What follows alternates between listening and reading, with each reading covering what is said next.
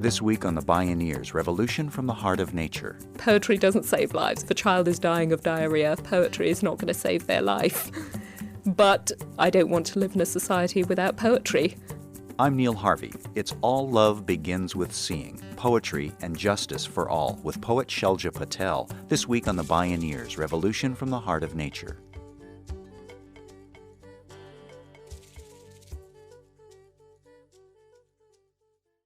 First, know that poetry will never stop your heart from breaking, keep your world from shattering, put food in your child's belly.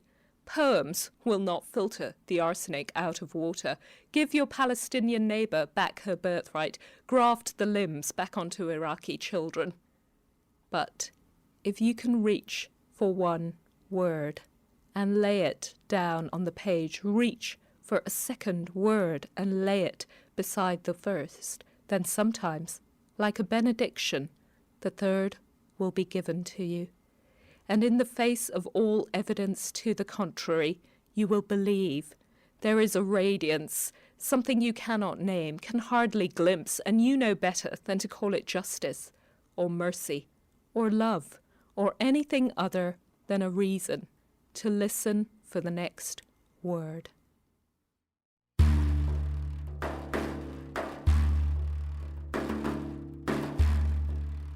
Shailja Patel is an acclaimed poet of South Asian and Kenyan ancestry. Her unique artistry is a provocative global mashup of genres. She's a slam poetry champion, and she stars in her own award-winning play, Migritude, a one-woman show about the intricate webs of global migration and cultural identity. Through her fearless art, she embodies the authentic voices of those who are powerless, marginalized, silenced in every society. What is the voice of an Iraqi mother whose children are killed and maimed by U.S. bombs, or a Palestinian refugee? Above all, for her, the ultimate destination of poetry is justice, too heartbreakingly beautiful to be denied. Join us for All Love Begins with Seeing, Poetry and Justice for All, with playwright, poet, and spoken word artist Shailja Patel. My name is Neil Harvey. I'll be your host. Welcome to the Bioneers, Revolution from the Heart of Nature.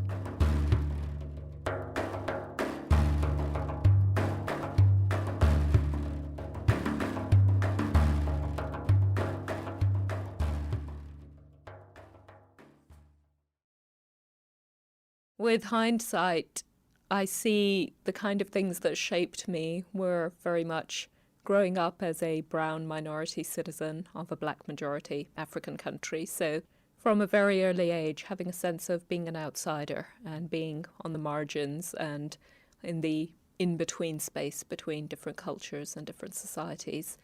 And then growing up as a citizen of an African nation and learning at a certain point that the realities that we lived with, the geopolitical realities, the climatic realities, the monetary and economic realities, were determined in the centre, the global north, and we lived with the impact of foreign policy and global policy that was made far, far away from us, with no concept of our involvement and certainly no input into those policies. And I've been a writer all my life, as far back as I can remember. Before I could even write, I was fascinated by the shapes of words, and I used to copy letters out of books with no idea what they meant.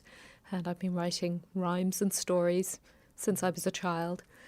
Growing up in Kenya, I've been saying since I was a child I want to be a writer, but it was certainly not seen as a viable career possibility in the world I grew up in.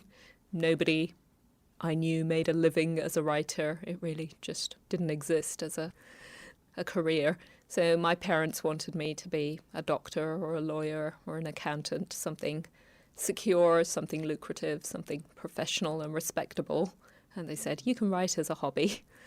So I did my degree in politics and economics, and then I worked in the corporate world in London for a few years, and then I moved to the US and went through various different career paths. And it's only for the last 5 years that I've been a full-time working artist. And I discovered the slam poetry scene in the Bay Area about 9 years ago and fell in love with it and began to do slam and to compete in poetry slams, and went to 2 slam nationals. And so I served my apprenticeship as a poet and a performer in that space. And then I began to write longer pieces and to be asked to perform and booked to perform in spaces outside slam, and for the first time began to be paid for those performances. And I was working at the time as the finance director for a nonprofit in San Francisco, and I got laid off from my job just around the time that I started to be offered more and more gigs. So I thought this was the universe giving me a kick to take it seriously and to try and make a living as a full-time artist. In short order, critics recognize Shailja Patel as a one-woman poetic explosion with a burning passion for justice, and for, in Pacific Radio News anchor Amy Goodman's phrase, going where the silence is.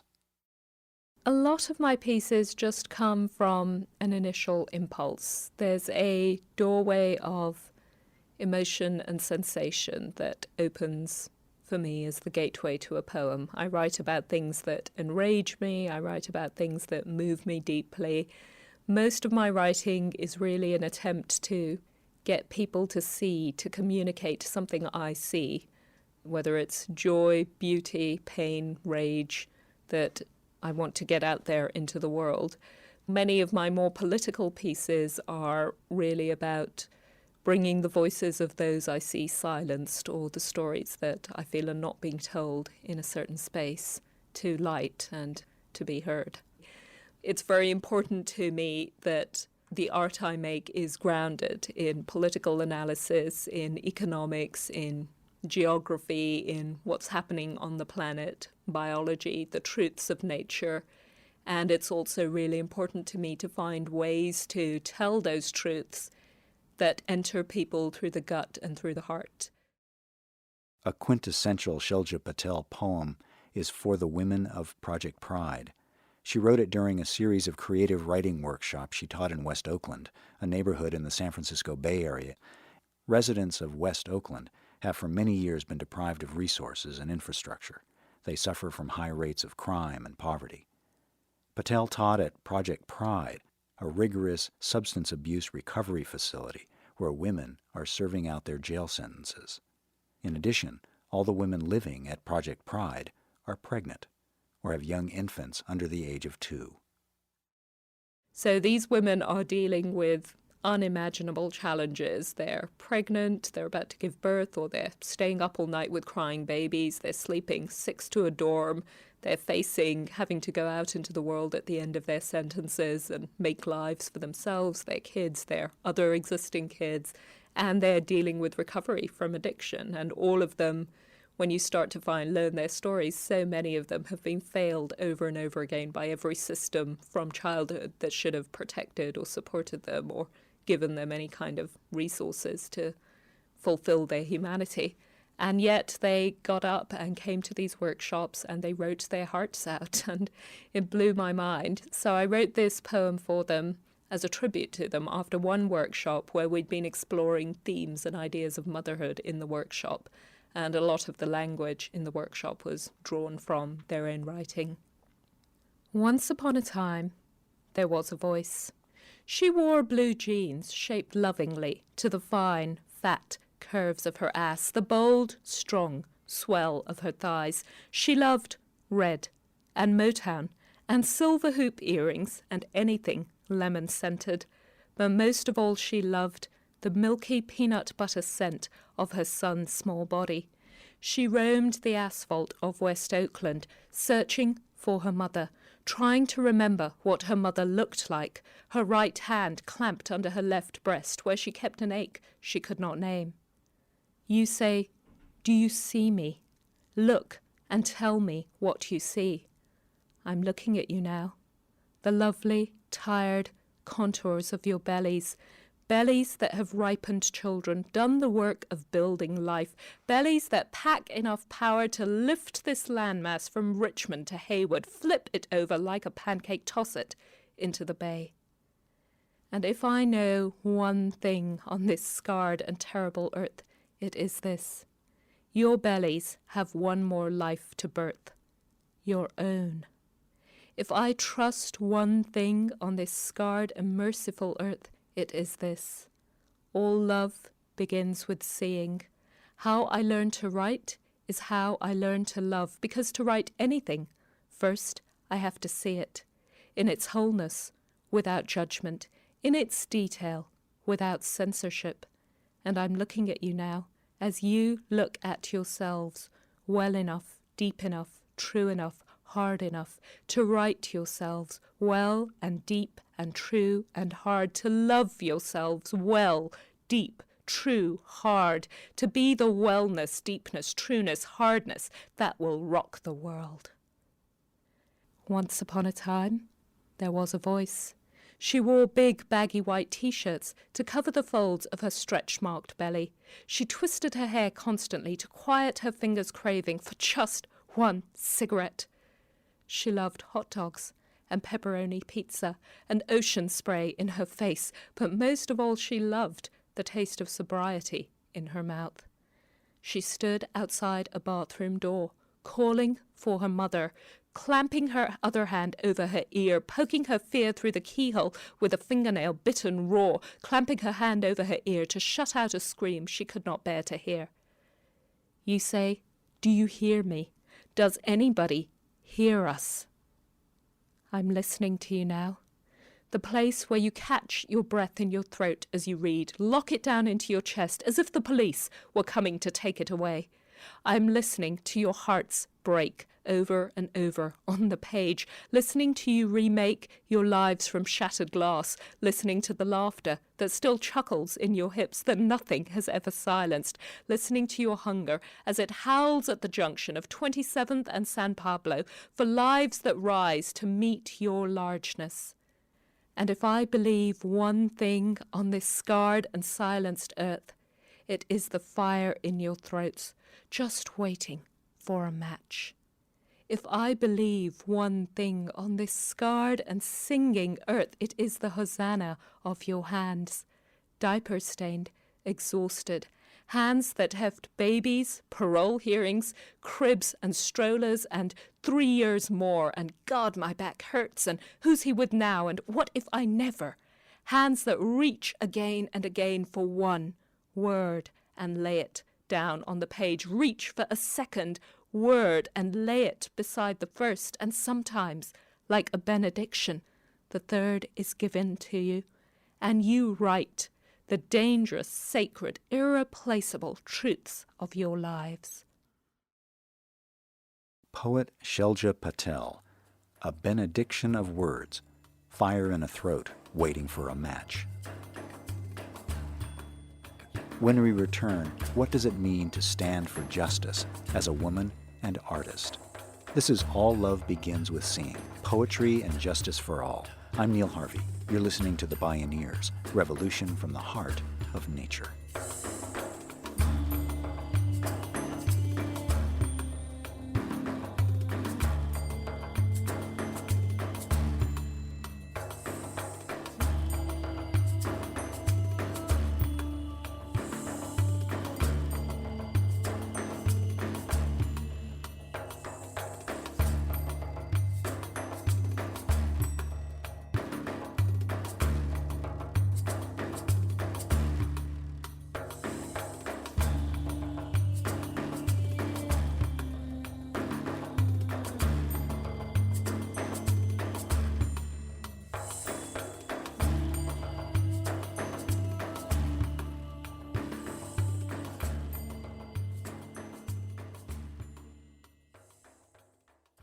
Bioneers Radio is made possible in part by John Masters Organics. Feel good about looking good. Learn more at johnmasters.com. To explore more Bioneers radio shows and conference videos for free, visit bioneers.org. In Shailja Patel's poetry, bringing forth the voices of women from the silence is a reoccurring motif. Yet from her point of view, it's about more than just gender equity. There's never been a point in history where women have not been doing extraordinary things and keeping societies alive and pioneering new frontiers of knowledge, of human activity. What's happening in our time is that that is becoming more visible, that it's finally becoming integrated into the main story rather than being seen as the side narrative or the exception. We are finally beginning to uncover that whole piece of human history and human reality that's been hidden for so long. And it's still happening painfully slowly. I'm actually uncomfortable with the idea that the primary goal is simply to place women in positions of power or to bring women's voices forward or to put women in positions of authority or positions of control, because that is a kind of identity politics that says simply replacing the people in the structures is what's going to bring about fundamental change.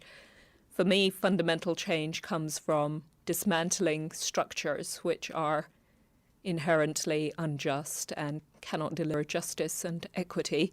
And what are the structures I'm working with? What's the basic vision that I'm working with? And where I come from and the work I do is about building alliances, building coalitions, and being in partnership with everyone who has a vision of justice and equity and equality. And having more women in positions of power is about redressing a huge historical imbalance, but that's not the goal. The goal is justice, and in a just and equitable world, then any structure of power will actually reflect the diversity and the totality of humanity. In other parts of the world, I think that is still not the case. Certainly in East Africa, in Kenya, formal education is hugely important, and having paper qualifications, having the credentials, having the degrees, it makes all the difference between even being at the table or even being a contender for any kind of position or being able to make a difference and do what you want to do. And while I absolutely value and respect life experience and non-traditional paths and the learning that comes from being in the field, I also think it's extremely important for women to have access to institutional paths and to have access to institutional support and the kind of structures of support that formal training offers. It's also about structures of mentorship. Traditionally, institutions have not mentored women, and women have had to struggle to find mentors, whereas men have had many traditional and very easily accessible structures of mentorship. So again, I think the point is to make all possibilities available to women, but certainly within institutions, to focus on structures of mentorship, structures of access, making women welcome in those spaces, rather than encouraging them to just eschew spaces which don't make them welcome. And the motto of one of the networks I work with, Jubilee South, which is a coalition of activists in Africa and across the South that is basically working to have countries refuse to pay off odious debt incurred by tyrannical regimes to global monetary institutions. Their motto is "Nothing about me without me," which is really a sort of global principle that policy and philanthropy and any kind of project that may have the best of intentions has to get over the missionary position. Let the poor speak for themselves, let women speak for themselves, let Africans speak for themselves, let slum dwellers speak for themselves, because they're all perfectly capable of speaking for themselves and articulating their needs and their reality. Nothing about me without me. Let the voiceless speak for themselves, says Shailja Patel. And she says, art is a fundamental human impulse. There is no society on the face of the earth, going back as far as recorded history allows us to, that has not used image, used sound, used the power of the imagination to express itself. If we go back to the earliest recorded images of cave paintings or early musical instruments, we find them alongside arrowheads and alongside cooking vessels. You could argue that Stone Age human beings, why weren't they just focused on their most basic survival needs? Why were they making music while they were also stalking animals or figuring out how to survive the Ice Age? But they were. So, because that's what human beings do. Babies don't just scream for food, they make sound for the pleasure of making sound. They respond to shape and image and light and all sorts of stimuli around them that are not necessary to their survival. And so as human beings, we are less human when we focus purely on survival in the most basic sense, which is food, shelter, the survival of the physical corpus. As human beings, we are made with a range of senses and a capacity to respond to sensory input and to interact with our environment. And that's what makes us human. And it's not just human beings, it's animals as well. There's a particular biological purpose for the creation of beauty, the perpetuation of beauty, the survival of the human species. Poetry doesn't save lives. If a child is dying of diarrhea, poetry is not going to save their life. But I don't want to live in a society without poetry. I want a society where nobody is dying of starvation, where nobody is dying of dehydration, where all of us have our basic needs met so that we have the capacity to express ourselves fully as human beings. And so that's my goal, yes, to write love poems that change people politically, to write political essays that have the quality and the power and the compelling memorability of love poems, to have people read my love poems in politics classes and to have people read my political poems in classes on poetry.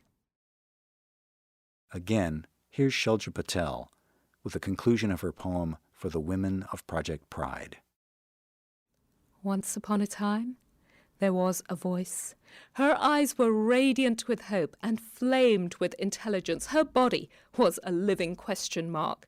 She took in the world around her, turned it over in her brain, asked why, and who makes money from this, and how do I fit into this shit so whacked it ain't even funny picture. She loved drums and blues, soft cotton on her skin, and every question her daughter asked, but most of all she loved the muscles of her mind. She had strong feet which had to party when the beats began. She shook her booty up and down the corridors of Project Pride, relearning what her mother felt like, redefining what a mother feels like, reintegrating what it is to be mothered. Her belly was round and soft, with a contentment that she knew intimately. She called it recovery. You say, do you feel me? Can you begin to feel what I must live? I'm feeling you now. The stab in your knees at the top of the staircase, the rise of hairs on your arm in exact configuration of your baby's body. I'm feeling the ice in your toes each morning. Every day you choose to live again from joy, not fear.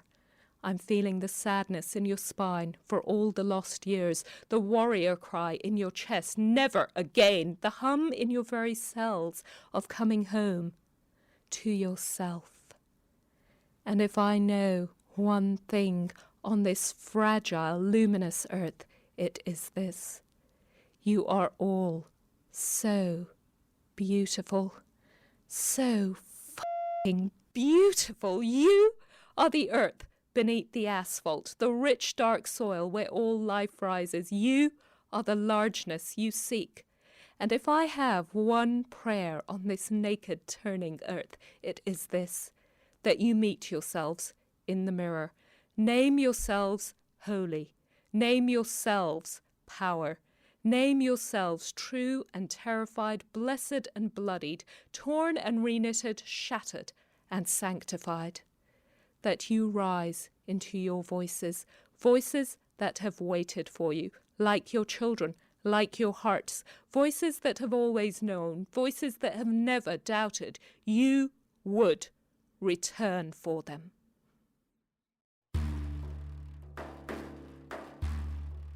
Poet and playwright Shailja Patel, offering her global vision of justice, because it all begins with seeing and with a fire in the throat. All love begins with seeing, poetry and justice for all.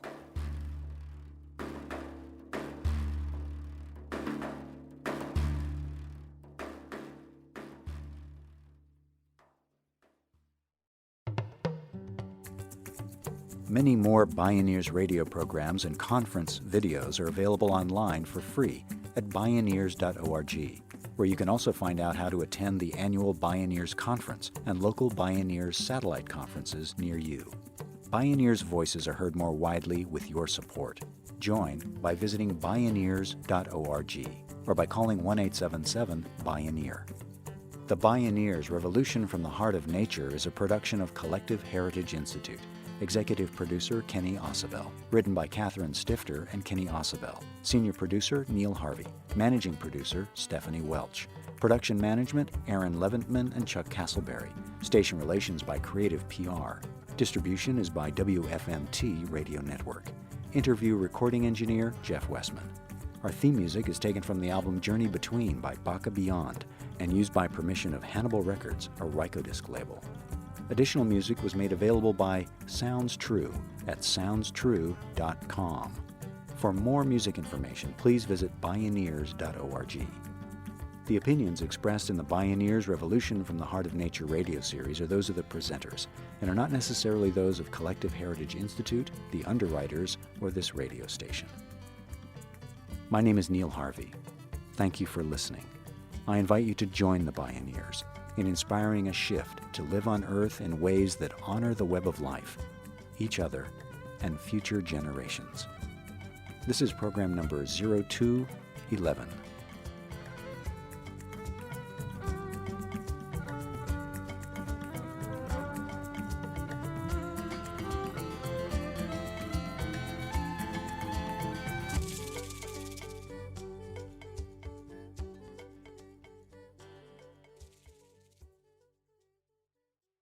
This program was made possible in part by Organic Valley Family of Farms, organic and family-owned since 1988. Learn more at organicvalley.coop.